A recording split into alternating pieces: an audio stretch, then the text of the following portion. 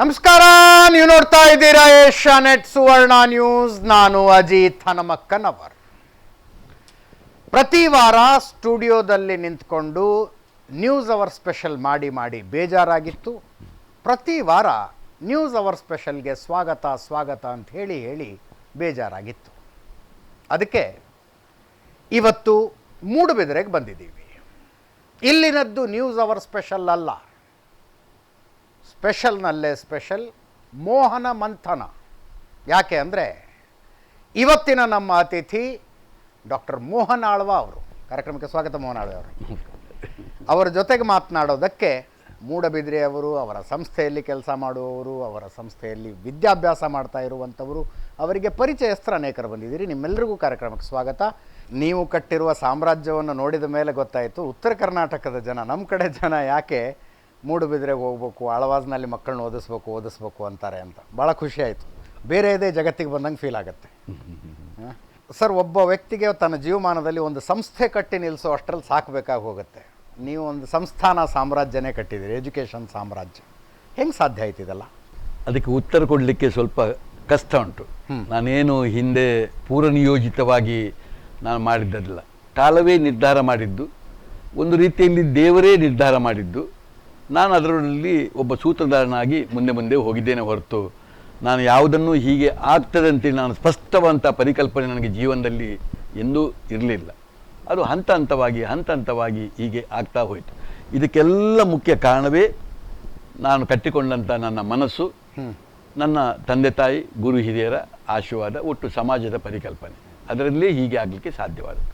ಮೊನ್ನೆ ಪೇಪರ್ನಲ್ಲಿ ಓದ್ತಾ ಇದ್ದೆ, ನಿಮ್ಮದು ಮೆಡಿಕಲ್ ಕಾಲೇಜು ಅಪ್ರೂವ್ ಆಯಿತು, 150 ಸೀಟ್ಗಳ ಮೆಡಿಕಲ್ ಕಾಲೇಜು ಅಂತ. ಯೋಚನೆ ಬಂತು ನನಗೆ. ಕ್ಲಿನಿಕ್ಕಿಂದ ಕೂತ್ಕೊಂಡು ಟ್ರೀಟ್ಮೆಂಟ್ ಕೊಡೋದ್ರಿಂದ ಶುರು ಮಾಡಿದ ಡಾಕ್ಟರ್ ಮೋಹನ್ ಆಳ್ವ ಅವರು ಮೆಡಿಕಲ್ ಕಾಲೇಜು ಸೇರಿದಂತೆ ಇಂಥದ್ದಿಲ್ಲ ಅನ್ನೋದಕ್ಕಾಗದೇ ಇರುವಂಥ ಕೋರ್ಸ್ಗಳ ಶಿಕ್ಷಣ ಸಂಸ್ಥೆಯನ್ನು ಕಟ್ಟಿದರು. ಪ್ರಿ-KG ಇಂದ ಹಿಡಿದು ಪೋಸ್ಟ್ ಗ್ರ್ಯಾಜುಯೇಷನ್ ತನಕ.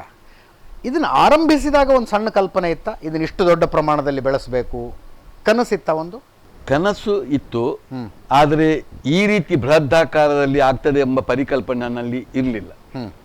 ನಾನು ಒಬ್ಬ ವೃತ್ತಿಯನ್ನು ಪ್ರಾರಂಭ ಮಾಡಿದವ. ಹೌದು, ನಾನೊಬ್ಬ ಜನರಲ್ ಪ್ರಾಕ್ಟೀಸರ್ ಆಗಿ, ಮನೆ ವೈದ್ಯನಾಗಿ ನಾನು ಪ್ರಾರಂಭ ಮಾಡಿದವ. ಅದು ಕೂಡ 300 ರೂಪಾಯಿ ಬಾಡಿಗೆಯ ಒಂದು ಸಾಮಾನ್ಯ ಕಟ್ಟಡದಲ್ಲಿ ಒಂದು ರೂಮಿನಲ್ಲಿ ಪ್ರಾರಂಭ ಮಾಡಿದವ. ಕನ್ಸಲ್ಟೇಷನ್ ಎಷ್ಟಿತ್ತು ಅವಾಗ ನಿಮ್ಮದು? ಆಗ ನಾನು ಒಂದು ದಿನದ ಮದ್ದನ್ನು ಕೊಟ್ಟುಕೊಂಡು 5 ರೂಪಾಯಿ ಹೇಳ್ತಿದ್ದೆ. ಮದ್ದು ಮತ್ತೆ ನನ್ನ ಕನ್ಸಲ್ಟಿಂಗ್ ಫೀಸ್ ಎಲ್ಲವೂ ಸೇರಿ ಒಂದು ದಿನದ ಮದ್ದು 5 ರೂಪಾಯಿ ಇತ್ತು. ಅಲ್ಲಿಂದ ಪ್ರಾರಂಭ ಆದದ್ದು. ಆಮೇಲೆ ಅದು ಹಂತವಾಗಿ 1984 ಇಸ್ವಿ ಆಗುವಾಗ ಪರಿಪೂರ್ಣವಾದಂಥ ಆಳ್ವಾಸ್ ಹೆಲ್ತ್ ಸೆಂಟರ್ ಆಯಿತು. ಆಮೇಲೆ ಮುಂದೆ ಹೋಗಿ 1995 ಇಸ್ವಿಯಲ್ಲಿ ವಿದ್ಯಾಕ್ಷೇತ್ರದಲ್ಲಿ ಕಾಲಿಟ್ಟುಕೊಂಡು ಪ್ರಪ್ರಥಮವಾಗಿ ಒಂದು 27 ಮಕ್ಕಳನ್ನು ಇಟ್ಕೊಂಡು ನಂದು ಒಂದು ಜನರಲ್ ನರ್ಸಿಂಗ್ ಕೋರ್ಸನ್ನು ನಾನು ಪ್ರಾರಂಭ ಮಾಡಿದ್ದು. ಆಮೇಲೆ ಅಲ್ಲಿಂದ ಮುಂದೆ ಹೋಗಿ ಹಂತ ಹೋಗಿ ಈಗ ಬೃಹತ್ತಾಕಾರವಾಗಿ ಬಂತು. ನಾನು ಸಾಧಕರ ಜೀವನವನ್ನು ಬಹಳ ಹತ್ತಿರದಿಂದ ನೋಡ್ತೀನಿ, ಅಭ್ಯಾಸ ಮಾಡೋಕ್ಕೆ ಟ್ರೈ ಮಾಡ್ತೀನಿ. 2 ರೀತಿಯ ಜನ ಸಿಗ್ತಾರೆ. ಒಂದು, ಯಾವುದೋ ಸಣ್ಣ ಊರಿನಲ್ಲಿ ಹುಟ್ಟಿ ಬೆಳೆದು ನಾವು ಫಾರಿನ್ಗೆ ಹೋಗಿ ನಮ್ಮ ಊರಿನ ಹೆಮ್ಮೆಯ ಧ್ವಜ ನೆಡಬೇಕು, ಪತಾಕೆ ಹಾರಿಸ್ಬೇಕು ಅನ್ನುವಂಥವ್ರು. ಇನ್ನೊಂದು ಥರದ ಜನ ಏನೇ ಮಾಡೋದಿದ್ರು ನಮ್ಮ ಊರಿನಲ್ಲಿ ನಾವು ಮಾಡಬೇಕು ಅಂತ. ನೀವು 2ನೇ ಕ್ಯಾಟಗರಿಗೆ ಸೇರಿದ್ದೀರಿ. ಏನೇ ಮಾಡಿದ್ರೆ ನಮ್ಮ ಊರಿನಲ್ಲಿ ನಾನು ಮಾಡಬೇಕು ಅಂತ.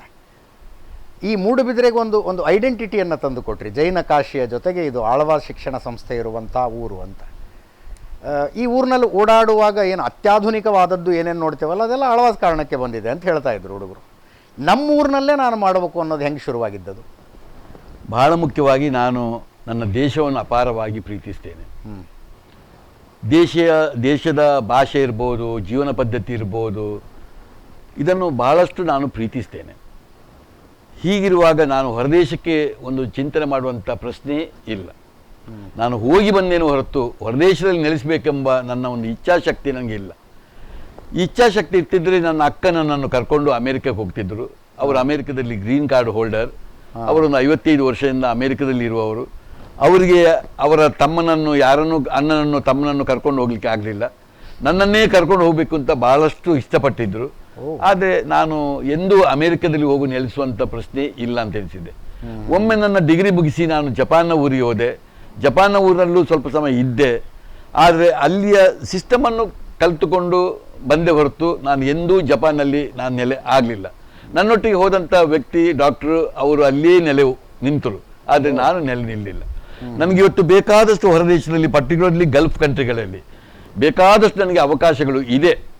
ನನಗೆ ಸೌದಿ ಅರೇಬಿಯಾದ ದೊರೆ ನನ್ನನ್ನೊಮ್ಮೆ ತರಿಸಿ ನಾನು ಮಾತಾಡಿ ಅಲ್ಲಿಯ ಆಸ್ಪತ್ರೆಯನ್ನು, ಅವರು ಕಟ್ಟಿದಂಥ ಆಸ್ಪತ್ರೆಯನ್ನು ನಾನು ಮುನ್ನಡೆಸಿಕೊಂಡು ಹೋಗಲಿಕ್ಕೆ, ಮತ್ತು ಅಲ್ಲಿ ಎಲ್ಲ ರೀತಿಯ ಶಿಕ್ಷಣವನ್ನು ಮಾಡುವುದಕ್ಕೆ ನನಗೆ ನೀವು ಇಲ್ಲಿ ಬಂದು ನೆಲೆಸಿ ಅಂತ ನನಗೆ ಭಾಳ ಹೇಳಿದರು. ಎಲ್ಲ ಖರ್ಚು ವೆಚ್ಚವನ್ನು ನಾವು ಮಾಡ್ತೇವೆ, ನೀವು ಬಂದು ಆಡಳಿತ ಮಾಡಿ ಅಂತೇಳಿ ಹೇಳಿದರು. ನಾನು ಎಂದೂ ಆ ಪ್ರಶ್ನೆಯನ್ನೇ ಮಾಡಲಿಲ್ಲ.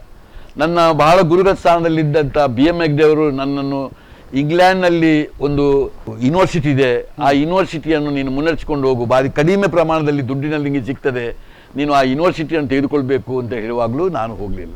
ನಾನು ಏನಿದ್ದರೂ ಕೂಡ ನಾನು ಹುಟ್ಟಿದ್ದು ಈ ಊರಿನಲ್ಲಿ, ಮುಂದೆ ನಾನು ಸೇರುವುದು ಈ ಮಣ್ಣಿಗೆ.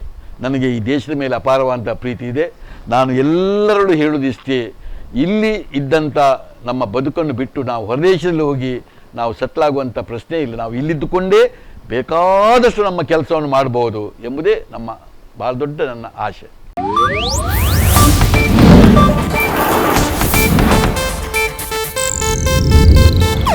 ಇದು ಏಷ್ಯಾನೆಟ್ ನ್ಯೂಸ್ ನೆಟ್ವರ್ಕ್ ಪ್ರಸ್ತುತಿ.